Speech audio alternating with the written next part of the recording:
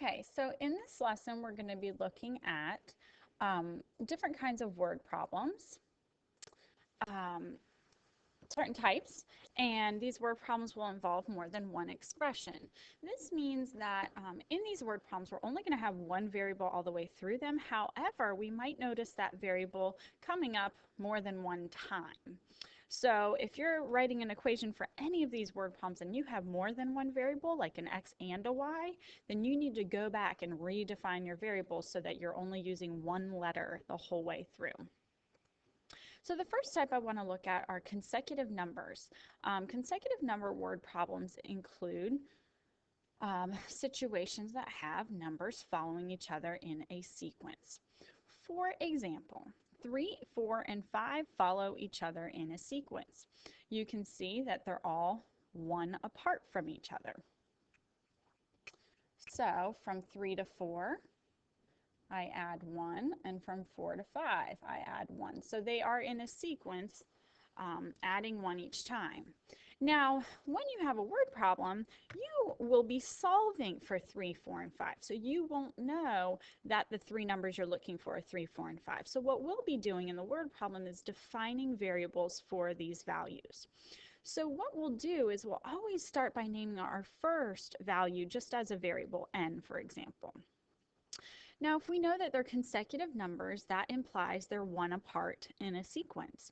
So to get from defining the first value as n, the second value we'll be able to define as n plus 1 because we are adding 1 each time. Now for this third one, it's not going to be plus 1 because we are using n each time, and n represents the first value. So we have to think about how does 5 relate to the first value? Well, 5 is 1 away from 4, but it's 2 away from 3. So to express 5 with variables, we'll express 5 as n plus 2. So you can think of it as adding 1 here. So n plus 1 is n plus 2, or starting from there and just adding 2. You can think of it a couple different ways. Now we might run into consecutive even numbers, which are 2 apart. So we might see n plus 2, n plus 4, n plus 6, or so on. Consecutive odd numbers are also 2 apart. So n plus 2, n plus 4 again. So we'll take a look at one right now that has consecutive even integers. As you read your problems, I always want you underlining, highlighting, circling important keywords that help you begin to break down what the problem's saying. So this says to find 3 consecutive even integers, that even is incredibly important, whose sum means to add, is always equals negative 48. And I'm circling that because that's an important number. So you can already get a sense of how we're going to begin to set up our equation here. But before we even do that, you must always define your variables. So we're looking for 3 missing values, which means we're going to need to define 3 terms here. Always start with your first one just as your variable. You could use n, x, any letter of the alphabet, I don't care. Okay, but if we know they're even integers, then our second one will be 2 away from n. So our second one we'll label as n plus 2, and our third one should be 4 away from n, or 2 away from this one, adding 2 each time, giving you n plus 4, right? Because we're adding 2. Then from the second to the third, we add another 2, which really is adding 4. Okay, so those are our 3 variables. You must show this in your work to get credit for your word problems. Okay, another thing I always look for is that you set up your equation. Now this equation, when you set up, cannot be solved in any way, solved or simplified. In your setting up of your equation, you must word for word translate to your equation. So here we have 3 consecutive even integers, that part we've defined, whose sum is negative 48. So what I mean by not simplifying is you don't start adding these values yet. We're going to just simply write n plus 2 plus n plus 4, because our equation is going to be created by adding the first number plus the second number plus the third number, and the sum of those 3 is equal to negative 48. So instead of first, second, third, I'm going to replace that with the variables I used. Second, third. And I've got plus signs in between everything. So this is the equation that I would be looking for. You should not give me 3n plus 6. What I did there was I combined like terms. You've started to simplify. So leave it as unsimplified as possible for your equation. Now for showing your work to solve, we can go ahead and simplify as quickly as you'd like. Okay.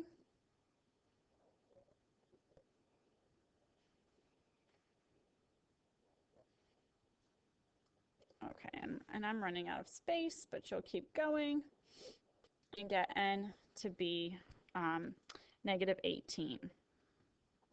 Then once you have n to be negative 18, you need to go ahead and you're not finished, you would then go ahead and plug that in to solve for all of those. Let me see if I can fit the rest of this here. So you'll know you get this, and then it's really cramped. Okay, so that's how we get n to be negative 18. Now we need to actually answer the question. We're supposed to find 3 consecutive even integers. So we need to take n's value of negative 18 and plug negative 18 in every time we see an n. So the first value is negative 18. The second value is negative 18 plus 2, which will be negative 16. And then negative 18 plus 4 is our negative 14. Always check at the end that they're consecutive even integers, which these are, and that's your final answer.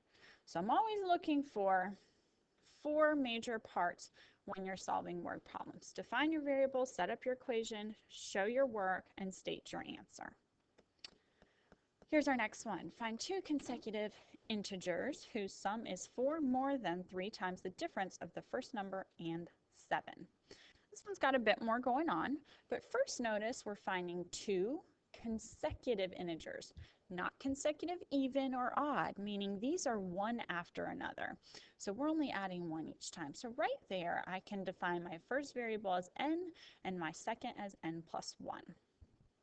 So I'm finding 2 consecutive integers whose sum, that means we're adding, that's equals, so I'm going to be adding n and n plus 1, and that's going to be equal to 4 more than. Remember, more than or less than mean we actually switch the order. More than 3 times, and always represent 3 times with an open parentheses, the difference of the first number and 7. So our first number is n and 7. That means n minus 7. So notice I've, in a sense, written my equation here. So I'm going to have n plus 1 equals, and remember, more than means flip the order. So I'm actually going to have the 3 times n minus 7 first, and then the plus 4 at the end. With addition, it's not as important, but with subtraction, less than, when you flip the order, it makes a huge difference. You have to pay attention to that. Excuse me. Okay, so this is the equation you should have set up. Notice I have not simplified anything. Okay, this is my first term, this is my second. You can group them like that if you'd like, just to make it obvious which is which, but you don't have to use parentheses. All right, so now we start solving. Distribute here. Okay, oops, 2n plus 1, there it is, okay. So 2n plus 1, and I have not left myself enough room again, but anyways, we'll just minus 17, and then we should be combining our n, so I'll subtract 2n, but add 17 to both sides to get them on the other sides, meaning we will have 18 equal to n. So we find n to be 18, and now again we go back, plug in to solve for our 2. So the first is 18, then we add 1 to get 19 for the second value. And those are consecutive problems, so consecutive number problems. So let's move on to perimeter problems. So perimeter means to add up all the sides. And you can do that with triangles. You'll have 3 sides you're adding. You can do that with rectangles where you're adding all 4 sides. You can do that with any kind of shape. You're just adding all the sides. The one we're going to use often is going to be the rectangle problem.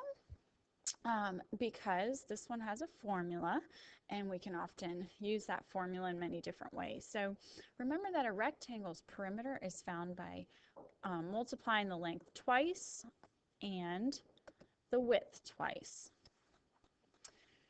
So our perimeter is always twice the length plus twice the width, and that's equal to your perimeter.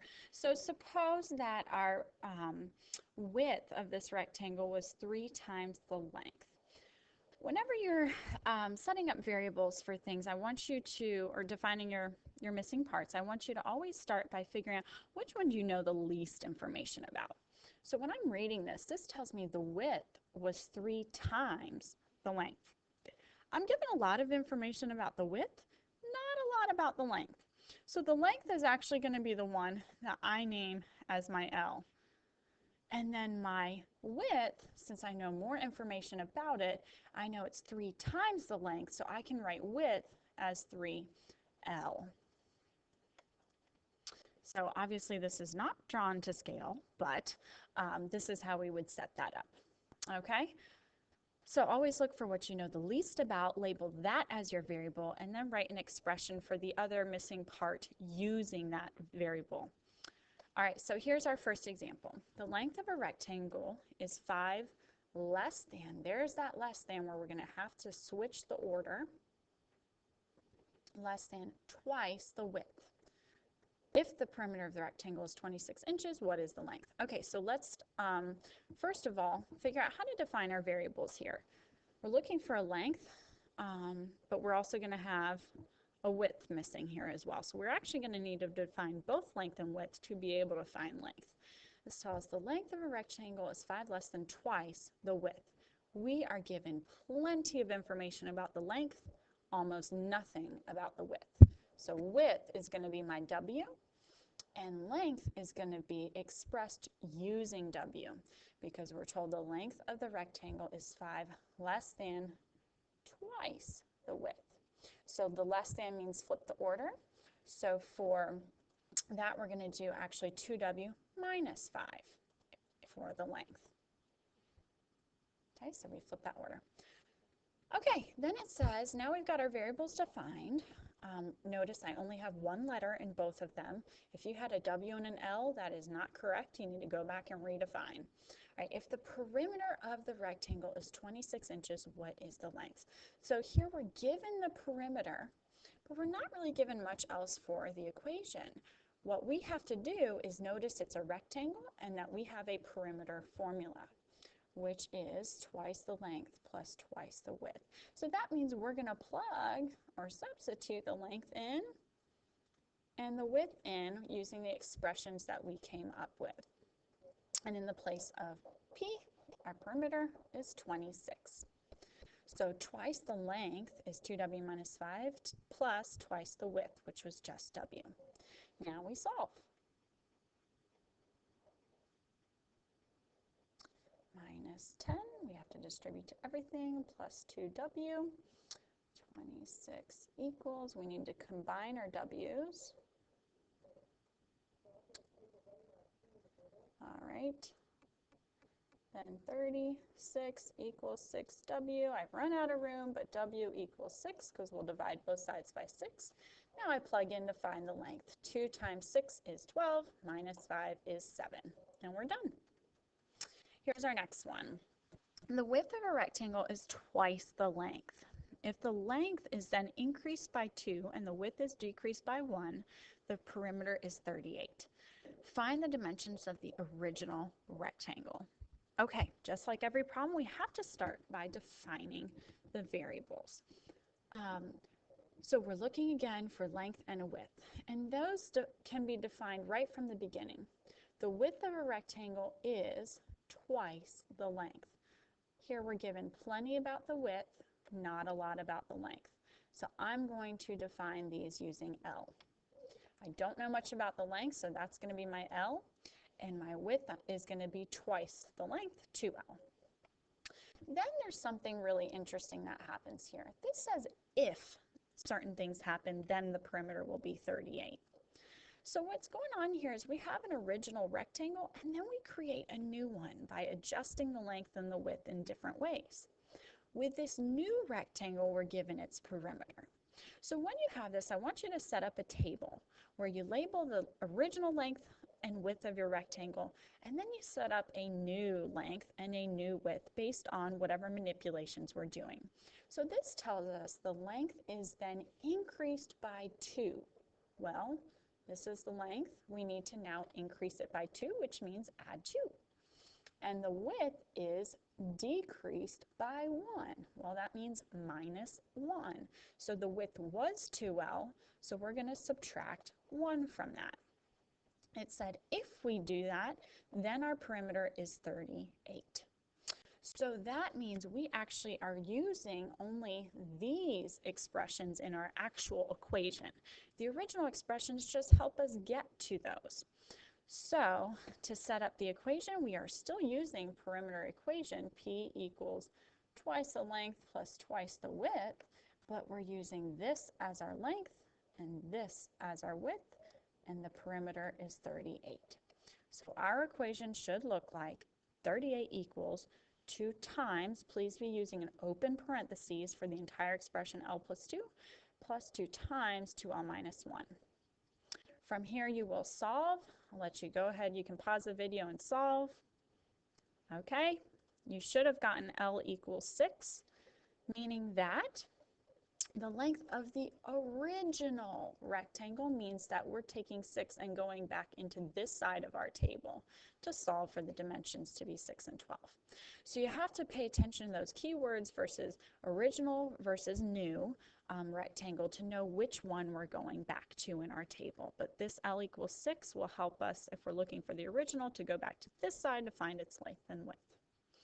So those are perimeter problems. So the last kind of word problem we're going to look at are comparing objects problems. Comparing objects are problems in which one object is the variable and the other objects are expressions of that variable. For example, suppose Paul had 2 more apples than Dave. This is going to be very similar to those length and width problems where whatever we know the least information about, we're going to name that as our variable and the other one as a manipulation of that variable. So if I look here, Paul had 2 more apples than. Well, we know a lot about Paul. We don't know much about Dave. So I'm going to call Dave my variable and then Paul 2 more than that variable. So that's how we're going to set up comparing object problems. So a couple helpful tips. As I've been saying already, the one that you don't know anything about is the one that will be just your letter variable by itself. The others will use that variable. And also remember that your equal sign goes in the place of verbs such as weighs, scores, costs, anything that is like that comparison word or that verb from one to the other. Or basically stating what it's equal to in a sense, those are going to be where your equal signs go. So here's our first example. Bill has twice as much money as Bob. Paul has $12 more than Bill. Okay, so let's break down who do we know the least about. We know some things about Bill. We know some things about Paul. The one we know nothing about is Bob. So Bob is going to be our variable. So I'm calling Bob lowercase b. If Bill has twice as much money as Bob, then Bill can be expressed as 2b. And if Paul has $12 more than Bill, then whatever Bill's expression is, I will add 12 to it. You have to define all 3 missing people or parts or whatever before you get to your equation. So then it says together they all have $92. Well, together means we're going to add everything up. So how much money does Bob have? We'll be solving for, we're really looking for B. Okay, so together they have $92. That looks like this. Go ahead, combine your like terms, solve for B. Okay, and we should get B to equal 16 here. And from there, that's really our final answer because B stood for Bob. If we wanted Bill, we'd have to plug that in, or Paul, we'd have to plug that in and solve. All right, and our last comparing objects problem is an orange has 20 fewer calories than a banana. If 7 bananas have the same number of calories as 9 oranges, how many calories are in a banana? All right, so let's define our variables. We're obviously dealing with oranges and bananas. We're told the orange has 20 fewer calories than the banana. The orange we're given lots of information about. The banana we don't have much at all. So our banana is our B, or whatever letter you want. And then orange is 20 fewer than a banana, so B minus 20. Remember, fewer than means flip the order. Okay, then we need to set up our equation. So it says if 7 bananas have the same number of calories as. So this same number of calories as represents the two parts being equal. So if 7 bananas have the same number of calories as 9 oranges, then how many calories are in a banana? So if we have 7 bananas, right, then that should be equal to 9 oranges. So when we're setting up this equation, instead of bananas, we use B. Instead of oranges, we use B minus 20. Go ahead, distribute, combine like terms, solve, pause the video. We should get B to be 90. And we're looking for how many calories are in a banana. Well, B stands for bananas, so we're done. Bananas have 90 calories. So here are some extra practice problems that you can certainly go through. What I'll do is let you read these. You can click pause, and then once you click play, I'll show you the answer. So click pause, work it out. Okay, so the answer should be for this one 5, 6, and 7. Here's your next one. Read it, click pause. Okay, so if you click play, this should be 30 and 80. Again, you can pause this video to look at the work and the setup here. We've got define variable, equation, work, answers. Here's our next one. Click pause. Okay, you should get this equation set up here, Julie to be 3, Jim to be 25. And that is the end of our word problems lesson.